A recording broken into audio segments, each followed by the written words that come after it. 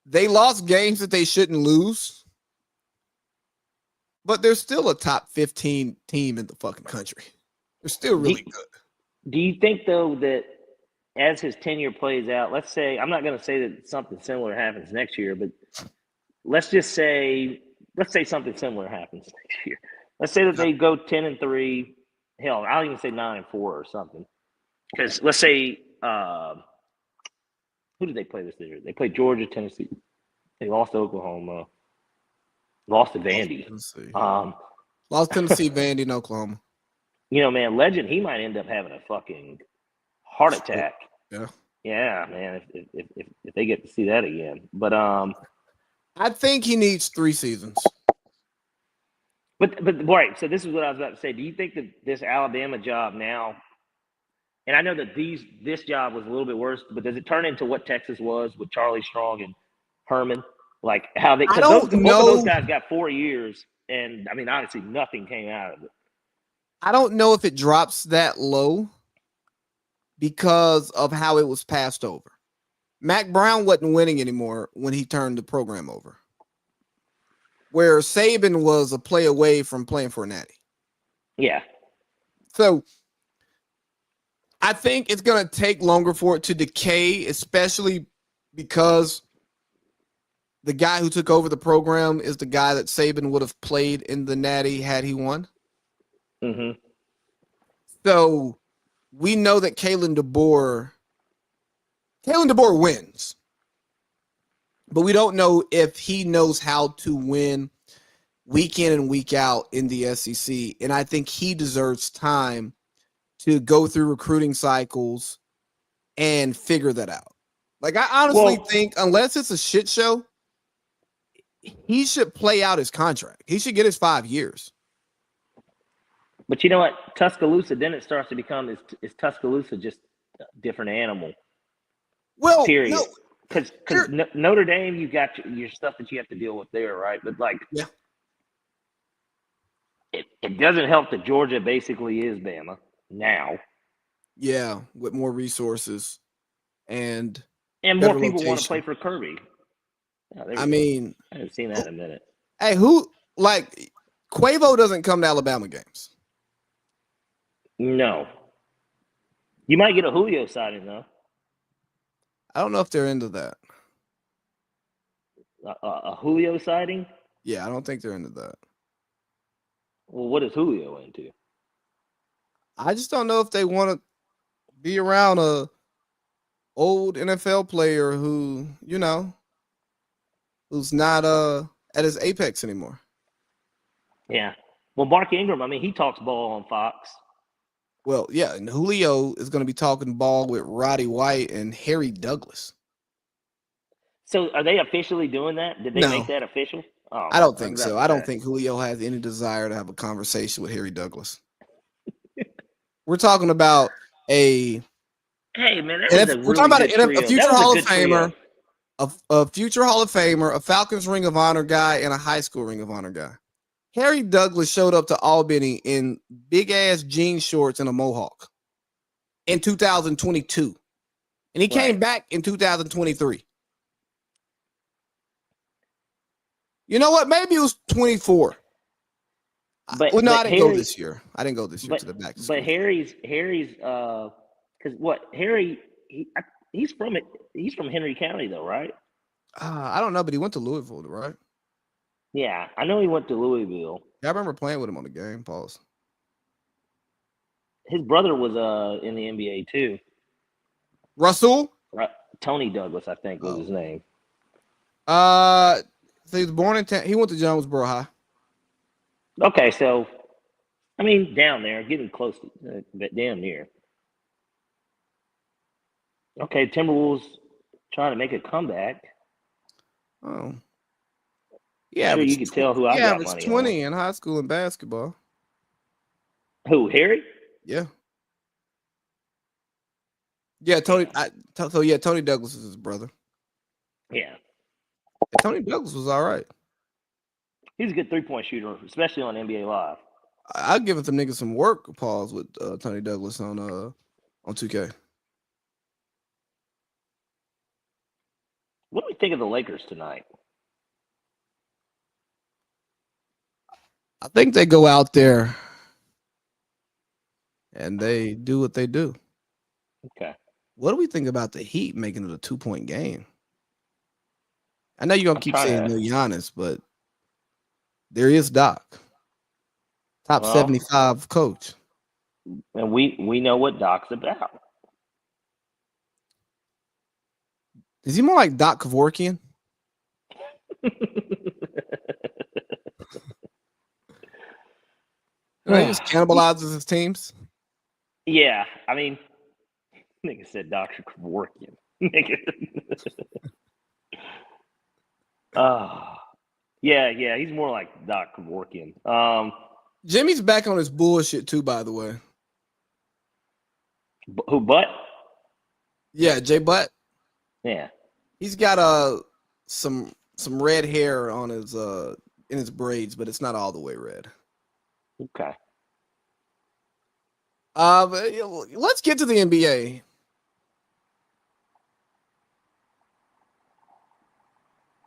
Where do you want to start? We want to start with LeBron getting off social media, or yeah. I didn't really care about LeBron getting off social media, and I listened to Gil and them talk about it, and they said, the way his son's being talked about could be possibly bothering him at a higher level. Yeah. But also, he's publicly a raging lib, so he could be going to Blue Sky or whatever the hell that shit is, and leaving Twitter too. We don't know. Well, that's what a lot of people were thinking, that maybe he's one of the people that looks at this and says, oh yeah, Doc's shit. He is shitting himself right now, boy. Guess not really that big of a surprise, but still. Yeah. Or maybe he was just going 0 dark 30 early. Long story short, I don't really care about LeBron going off of social media. I think it's corny to announce it. But I think the bigger conversation is the Rich Kleiman tweet that he retweeted, and then the Stephen A. Smith response. Did you hear Steve's response? No. What did Steve say? Oh, I've got to pull it up. I was about to say, pull it up, yeah. Marcellus Wiley, he responded to the whole thing, to Steve. Yeah. And it was really good. Let me see. It's like somebody's at my house. Stephen A. Smith, LeBron. Let's see. This should be good enough. Here we go. We're going to tip things off here with the NBA. So hey, this is ESPN's, but we're playing this whole thing. Of society, especially sports and sports media, right? However, for LeBron James, the noise has gotten too loud, and he's decided to unplug. I get it. LeBron made 2 posts yesterday on X. Let me read those to you. The first, simply saying amen to previous posts by Kevin Durant's longtime manager, Rich Kleiman, which read, quote, with so much hate and negativity in the world today, it confuses me why some of the national sports media still thinks that the best way to cover sports is through negative takes. We can all acknowledge that sports is the last part of society that universally brings people together. So why can't the coverage do the same? It's only clickbait when you say it. When the platform is so big, you can make the change and allow us all an escape from real life negativity. I, for one, find it all a waste of breath. The Olympics and the JJ and Braun show was the future of what this can and should all be. LeBron then followed up that post simply reading, and with that said, I'll holler at y'all getting off social media for the time being. Y'all can take care. LeBron. Hey, before we get into Stephen A's response, listening back to the Rich Kleiman tweet, I thought that was very self-serving as KD's manager and somebody who's involved in KD's production company.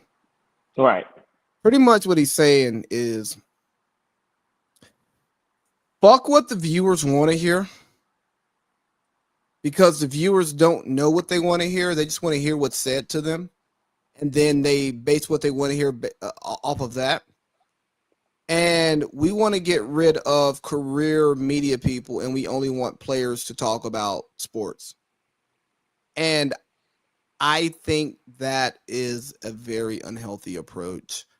I agree that negative hot take sell, and there's probably too much negativity in sports, but there is negativity in life. And I think that athletes and people who are connected to athletes, especially basketball players, only want to hear positive stuff.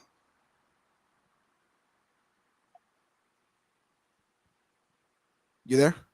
Yeah, I'm here. Okay. Now, what it is one of my it had died. I don't know why it's not charged, but either way, no, I'm with you 100%. And I think that what it is everybody has to realize that yes, the players make the product. Yes, the fans are the viewers. Yes, the media kind of controls the narrative in between the two in a sense because it kind of is what gels both factors. But like you said, for somebody that's in business with a player that's about player empowerment media, you're kind of making this into this thing where only our opinions matter about this to begin with. Yeah. So why is it that anyone's even taking what the common man who just so happens to work in the media has to say about it when they don't know the first thing about it? But even as a fan, many of us are fans, whether that be because you had a family member growing up with who could have died or anything, and that's how you became a fan of said team or player, or like you and myself, we have a love for the game because not only did we grow up watching it, but we played it too. Maybe we didn't. Obviously, we didn't play it on that high of a level, but it doesn't still take away us knowing the basic knowledge of of basketball. It's one of those things like you and I can agree that Allen Iverson is a great basketball player. Yes. But you and I could also say I wouldn't build my team around him. Yes. And we could say that same thing with Russell Westbrook. Yeah, and we could say we would build our team around somebody else who's not as good as Allen Iverson because we go, well, this gives us the better chance to win. And then the player would say, but he's not better than Iverson. I go, yeah, I know. But it's hard to play with Iverson. It's hard to make everyone else better on the team when we got Iverson in. He's going to get his 30. But no one else is going to be in rhythm. And it's harder to find players who can shoot the ball cold than it is to find a group of 5 that can work together with one or two of those guys being really good, but not as good as Iverson. And that's why we've got so many different guys that fall under that Iverson pantheon, whether it is a Russell Westbrook, whether it is a Carmelo Anthony, whether it is a James Harden even. Some of these guys were better. Like, I think James Harden has found his lot in life as a player. Yes. And I think that's why he is still successful even now. Because he's in year 16 or something, 15. Like, I mean, he's getting up there in age, but he's still a very useful player. And a lot of teams would still like to have him because he's changed even his game to where he could be that facilitator, which, speaking of facilitators, and I want you to think of this interesting nugget, just while we're on the NBA, and because we're talking about these type of players. Trae Young, right? The whole thing with the 100K, they're finding him. It is BS. But how about this? How weird is it now that Trae Young doesn't take shots? Have you noticed that over the last few games that he really hasn't been shooting the ball? But he's, getting crazy assist numbers, obviously. Maybe he's bought into what Quinn's cooking. I was thinking, do you think he's trying to sell himself to go somewhere else? That was going to be my next one. To be the facilitator, I don't know, for like the Lakers or something like that. Well, yes, because here's the thing about being a halfway decent basketball player. To be a really good basketball player, unless you are like LeBron level good, you've got to play around. You got to be able to like fit into other situations and play the game differently depending on your personnel. Like, because of LeBron's style, he can't be a secondary player. Right.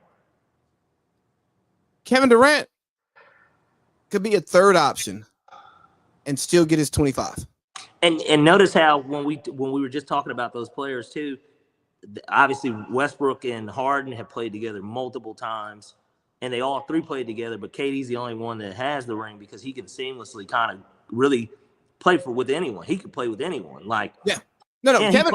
He plays both sides of the ball too. Something that I'm not saying that Russ didn't, and Harden's gotten better at it, but like he's an elite. He's actually a good defender, I guess is what I'm saying. Oh shit! Miami just went down 1 with 29 seconds left. Score 103-104. So they're gonna get a chance. But is there a team right now that Kevin Durant couldn't go to and they just immediately get better? No, he would fit in. He would, and that's another thing too. He's also someone that can play. That's called really what it is. He could be the 2 on a lot of teams. Like, so he can be the 2 or the 5. So he could be 2 through 5. Yeah, exactly. And here's what's becoming one of my NBA problems, and this can kind of get us into our Jason Tatum conversation that I want to have. There are parts of basketball players that if you do not watch them consistently, the awards, the stats will not tell the story of truly how great they are. I don't think you necessarily build a team solely around Kevin Durant.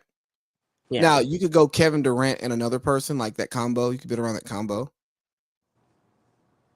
But you can insert Kevin Durant into any organization, and you're going to have a certain level of competence. Like, just imagine if he just joined OKC, and you got Shea, J-Dub, KD, Lou Dort, and Chet, or Hartenstein, whoever, Chet's out, right?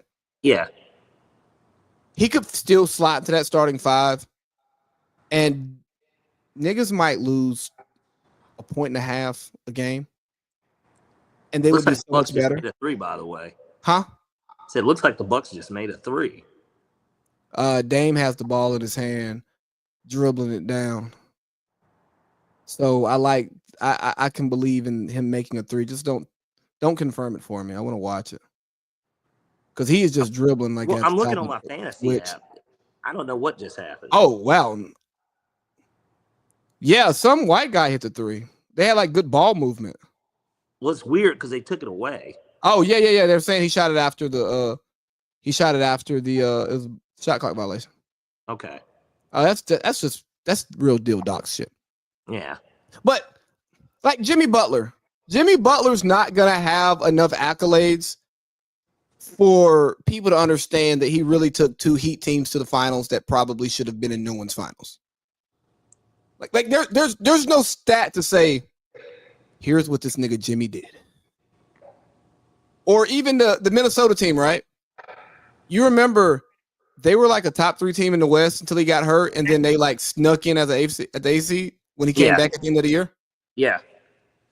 And I mean, he's one stupid Joel Embiid or Ben Simmons switch from the Eastern Conference Finals, which probably would have got them in the finals, which if those same injuries happen, a champion, you know what I mean? Like, yeah.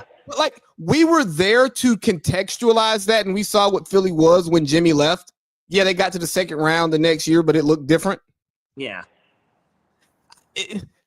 But he doesn't have the ring. Or even James Harden. Houston Rockets, James Harden, they missed 26 threes. Chris Paul pulls a hammy. Like, if they don't miss 26 threes and maybe they just take a pull-up jumper, get a layup, or make 1 or 2, they're in the finals. Yeah. They got a good chance of beating LeBron. I don't think they do, but they could. You know what I mean? Yeah, no, for sure. Because if you weren't there to see it, history is going to tell you a drastically different story about who players were, and that takes me to Jason Tatum. Tatum. You've been waiting to sink your teeth into this. Came to a team that was good. They had good players, and they got draft picks, which is why they were able to grab him and Jaylen Brown. Right. They were going to tank, and then they were better than they thought they would be during the tank, and then they got off IT to get Kyrie and Wop, and here they are. But Jason Tatum has won every year he's been in the league. Why did they take a 3? That was stupid. But Jason Tatum's won every year he's been in the league. Wouldn't you be trying to get fouled? Yeah. Or get a layup. I don't know. Tyler Hero, just catch 3. Like, bro, you have 5 seconds. What the fuck are you doing? See, that's that bad basketball shit that we have in the NBA today. They're more talented than they've ever been, but they just play they play dumb basketball. That was dumb. You put up for a catch, a 3 off the run, not even off just a straight catch, running into it in front of Brook Lopez, a 7-footer. That's just stupid. Yeah, Spo's pissed. Anyways, we're back to. But Jason Tatum falls into a good team. He's a rookie in the Eastern Conference Finals, dunking on LeBron, and somehow the Celtics were favored in that game. That was one of the stupidest moves Vegas has ever made in their goddamn life. And I think you reaped the benefits of that, if I remember correctly. I did. I did. I remember that morning, and y'all were like, just don't forget. Y'all niggas was like, hey, everybody load up on the Cavs. The Celtics are favored in Game 7. Could you believe it, though? I couldn't believe it. I mean, no, I couldn't either. I said, so hold on, let me get this straight. I was like, so they're about to deny LeBron from going to the finals? Are we being serious right now? Like in a one-game scenario, they're gonna deny that. Them niggas are gonna deny him. Jaylen Brown with the high top. Yeah, Jaylen Brown with the high top and Tatum with the baby face. Yeah. No tattoos. Fuck Al Horford. That's when we started that, ain't it? It is. Because we were sitting up there in the balcony we were at the MGM actually. Yeah. Yeah, we were in the balcony at the MGM. Yeah. Getting, buckets of beer and stuff ordered. Hey, that was one of the days I really wish we had a gang of women with us. Yeah, it would have been perfect. Well, like women that we met out there who didn't know that we were going to do some fly shit like that, or some chicks that we knew who met us out there, cool. or yeah, they even were just cool with. Yeah. Because you got women with you, that's going to attract women. Because it was just so fly to have a section at the sports book at MGM and our personal waitress. Yeah. While everybody else is just sitting in whatever seat's open. Oh, F5 is open. Fuck this nigga.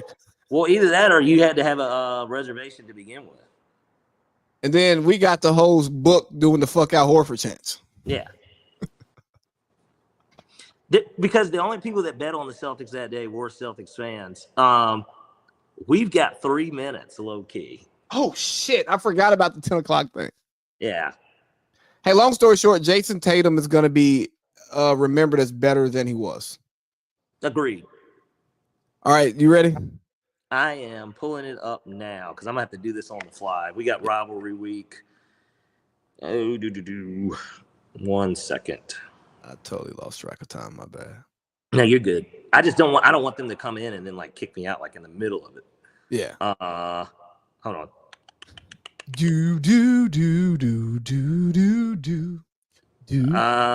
Okay.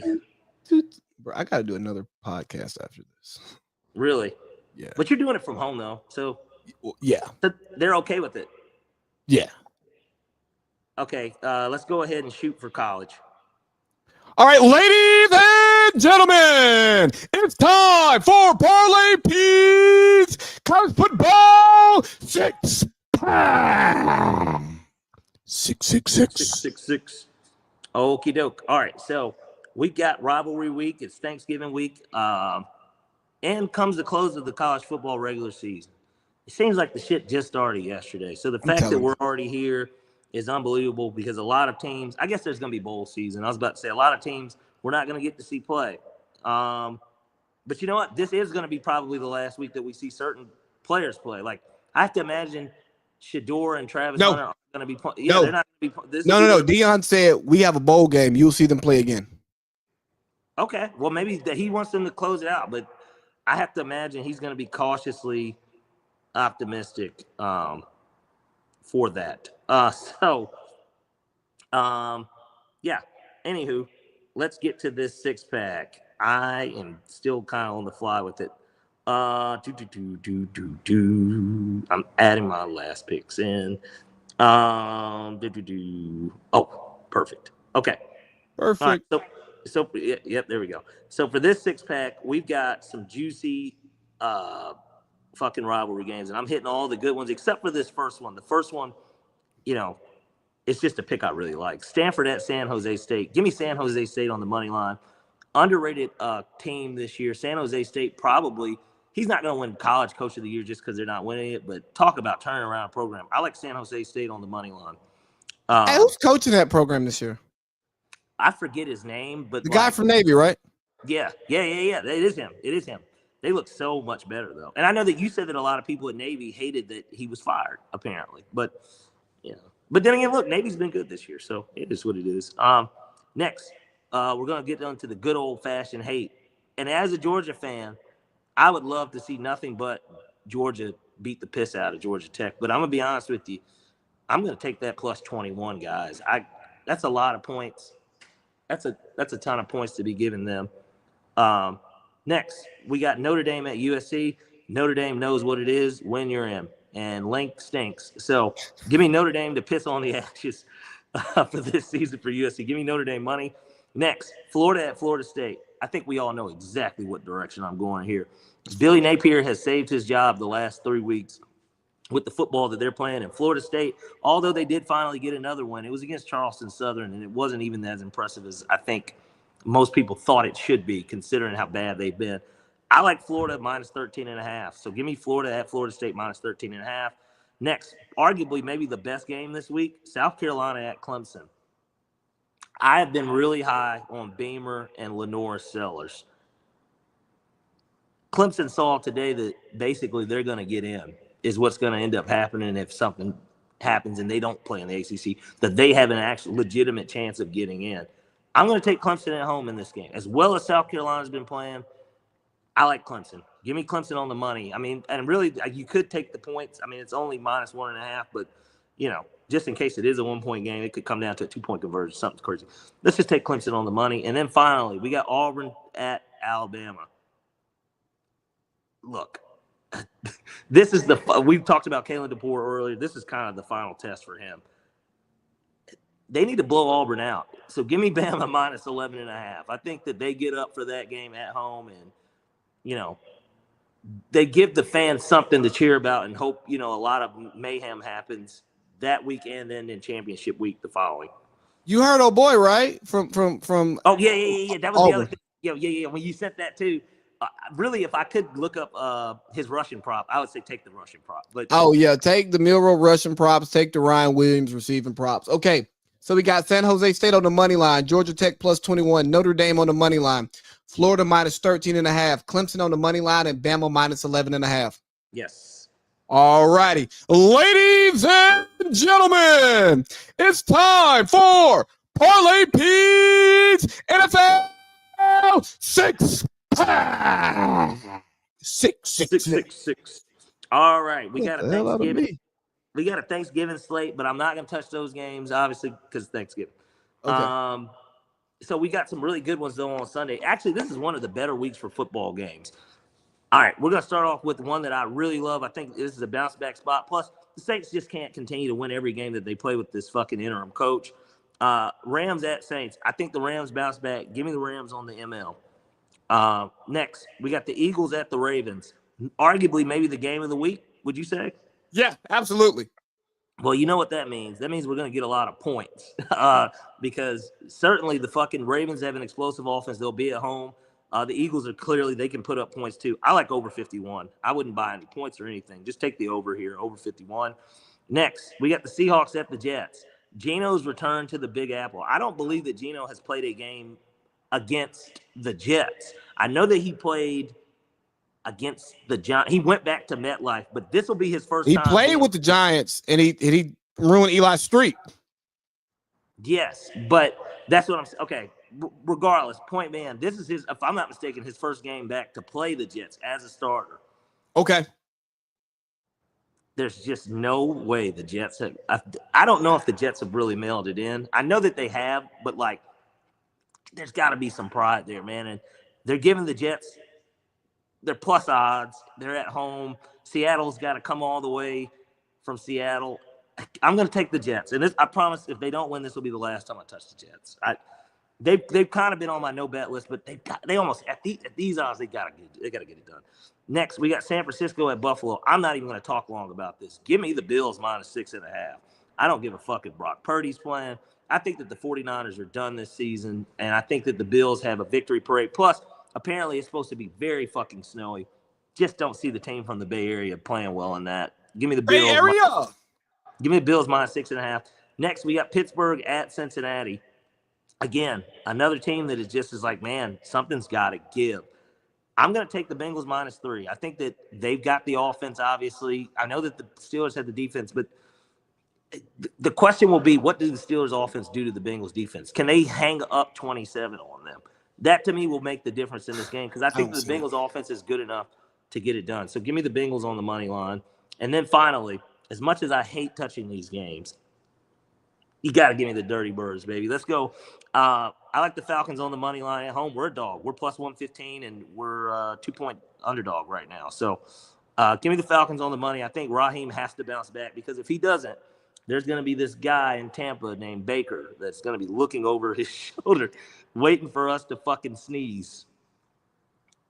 All right, so we got Rams money line, Eagles versus Ravens over 51, Jets on the money line, Bills -6.5, Bengals -3, and Falcons on the money line. Yep. If you like it, then I love it. And when you love it, that means it's time for Leaves 3. Leaves 3. Leaves 3. We got to speed that up. It sounds spectrumish. Anyways, hey, you're the one that slows it though. Like I said, I want the Jerry. Yeah, we had so much better chemistry last year doing this. Pause. Yeah. Anyways, Notre Dame on the money line for Leaves 3. Give me Eagles and Ravens over, and give me Bills beat the shit out of the Rams. The Rams aren't a good football team. Give me those Bills -6.5. Yeah. Well, and just the way that Green Bay did it. Yeah, I mean, all right. It just and the Bills are coming off of a bye week. Oh yeah, man. Yeah. All right, dog. Great show, Parlay Pete. Sorry we didn't get to Drake suing and shit, but maybe next week. Well, we'll probably maybe even have a little bit more intel about it too. All right, dog. All right, brother. Take care. Yep.